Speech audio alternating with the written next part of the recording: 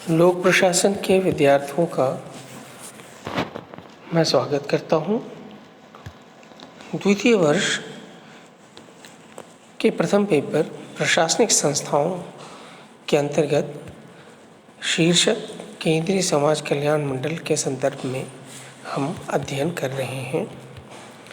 अभी तक हमने केंद्रीय समाज कल्याण बोर्ड अथवा मंडल के संदर्भ में इसके उद्देश्य, संरचना और कार्य के बारे में विस्तार से जाना है। पिछले वीडियो में हमने केंद्रीय समाज कल्याण बोर्ड के कुछ कार्यों की चर्चा की थी।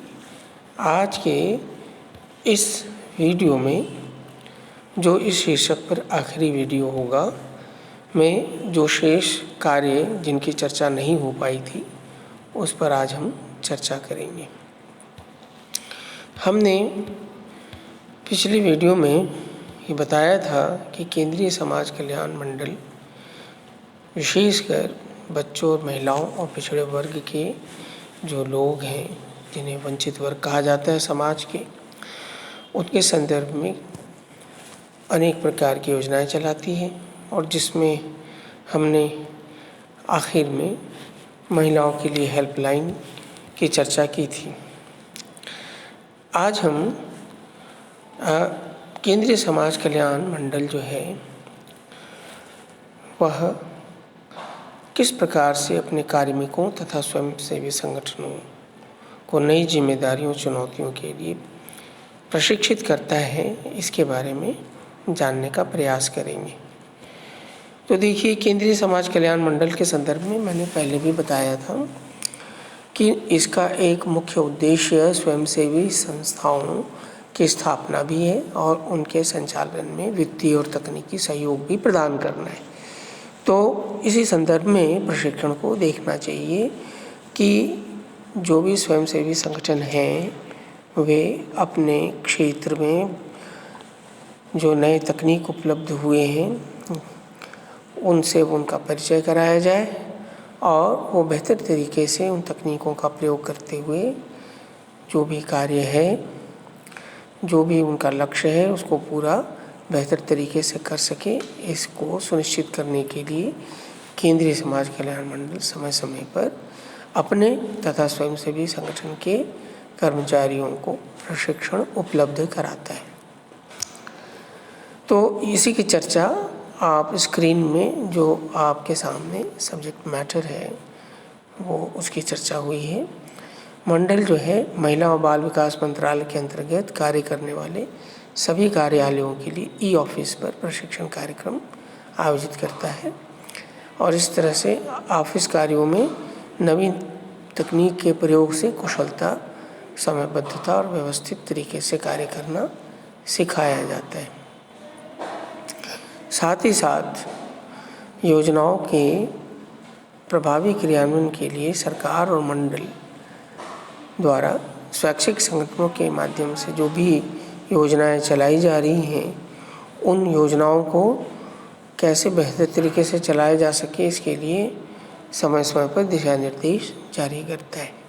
मंडल द्वारा राज्य मंडलों के माध्यम से परिवार परामर्श केंद्रों के लिए पुनश्चर्या प्रशिक्षण कार्यक्रम, रिफ्रेशर कोर्स भी आयोजित कराया जाता है, जिसमें परिवार परामर्श केंद्रों की कार्यप्रणाली एवं कार्यक्षेत्रों, स्वास्थ्य, सार्वजनिक स्वास्थ्य, मानसिक स्वास्थ्य के उदाहरण और सिद्धांत तथा उभरती समस्याओं के बारे में विस्तार से चर्चा की जाती है। समय समय पर मंडल के माध्यम से शिशु गृह कार्यकर्ताओं के लिए प्रशिक्षण कार्यक्रम का भी आयोजन कराया जाता है। इसका मुख्य उद्देश्य माँ और शिशु की सुरक्षा, खासकर शिशुओं के पोषण और स्वास्थ्य के संदर्भ में आवश्यक जानकारी और जो छोटे बच्चे हैं उनकी ज़रूरतों और उनके जो आरंभिक समाजीकरण होता है वह खेल कहानियों के माध्यम से किया जाता है।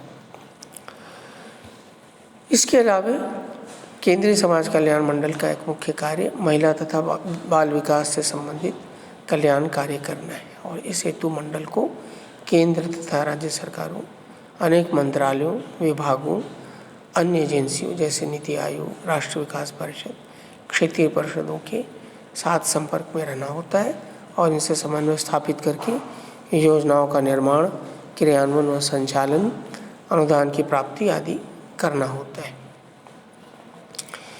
तो ये एक समन्वयकारी कार्य है जो केंद्रीय समाज कल्याण मंडल के माध्यम से किया जाता है।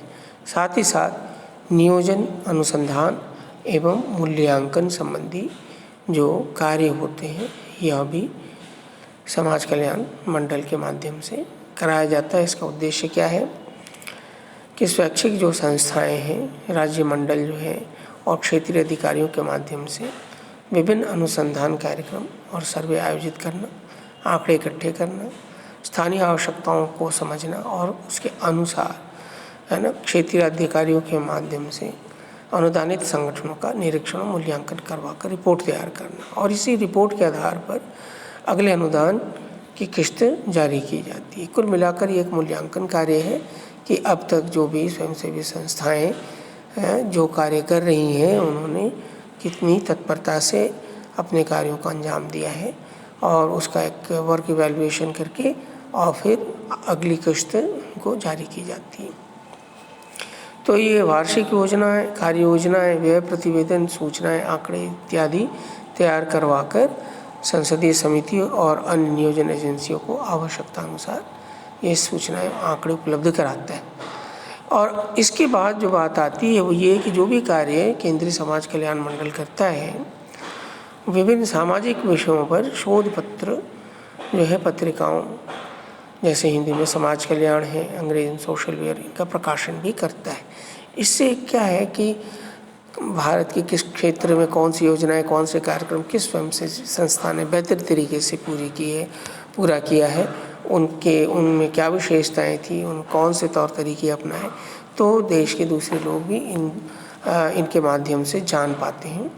और साथ ही साथ मंडल के द्वारा जो भी गतिविधियां की गई उसका भी वार्षिक विस्तृत विवरण प्रस्तुत किया जाता है, जिसमें सेमिनार और कार्यशालाओं की रिपोर्ट भी प्रकाशित की जाती है। साथ ही साथ दुर्गाबाई देशमुख के सम्मान में 1998 से एक वार्षिक पुरस्कार प्रारंभ किया गया है। यह महिलाओं के लिए अनुकरणीय कार्य करने वाले शैक्षिक संगठन को प्रदान किया जाता है। इसके अलावा अगर इसके कार्यों के बारे में और देखें तो मूलतः यह जागरूकता संबंधी कार्यक्रम को हम इसमें शामिल कर सकते हैं। समय समय पर विभिन्न कार्यक्रम गतिविधियों द्वारा सामाजिक मुद्दों और समस्याओं में जो देश में जागरूकता फैलाने का यह काम करता है। और इसके अलावा यह 1 सितंबर से 14 सितंबर प्रत्येक वर्ष हिंदी पखवाड़े का भी आयोजन करता है। इसमें निबंध लेखन, प्रश्नोत्तरी, नोटिंग, ड्राफ्टिंग, अनुवाद प्रतियोगिता जैसे कार्यक्रम आयोजित किए जाते हैं। इसके अलावा 1 से 15 मार्च तक स्वच्छता पखवाड़ा प्रत्येक वर्ष जो है स्वच्छ भारत अभियान के अंतर्गत मनाया जाता है। इसमें चित्रकारी प्रतियोगिता, पोस्टर, स्लोगन, ये स्वच्छता रैली, स्वच्छता पर लघु फिल्म प्रदर्शन, ये सारे कार्य किए जाते हैं। इसके अलावा मंडल समय समय पर महिला बाल संरक्षण कानून, यौन अपराधों से बच्चों की सुरक्षा जो पॉक्सो अधिनियम है 2012, इस पर कार्यशाला आयोजित करता है।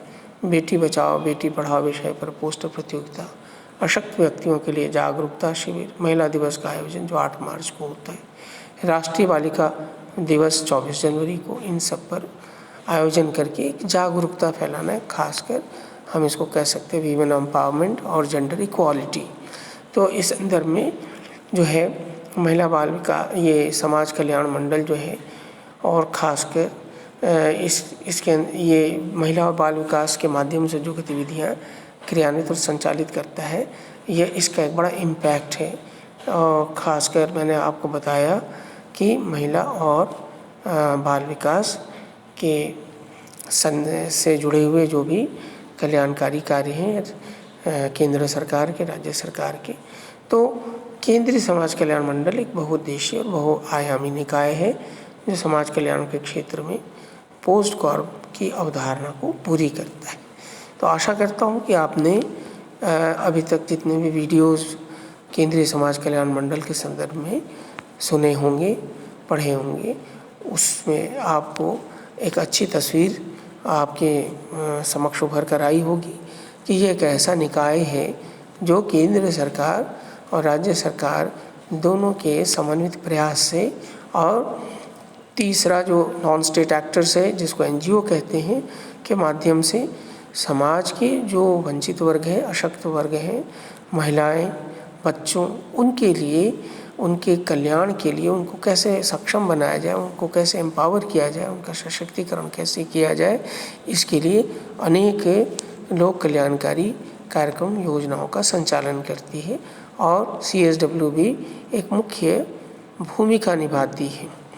तो इसलिए अब जब हम बात करते हैं कि क्या भारत एक लोक कल्याणकारी राज्य है, तो CSWB की उपस्थिति अपने आप में प्रतीक है कि भारत एक लोक कल्याणकारी राज्य है, क्योंकि ये एक ऐसी केंद्रीय संस्था है जिसका उद्देश्य ही समाज कल्याण है। तो इससे संबंधित, इस शीर्षक से संबंधित कोई भी प्रश्न हो तो आप मुझे पूछें। Thank you.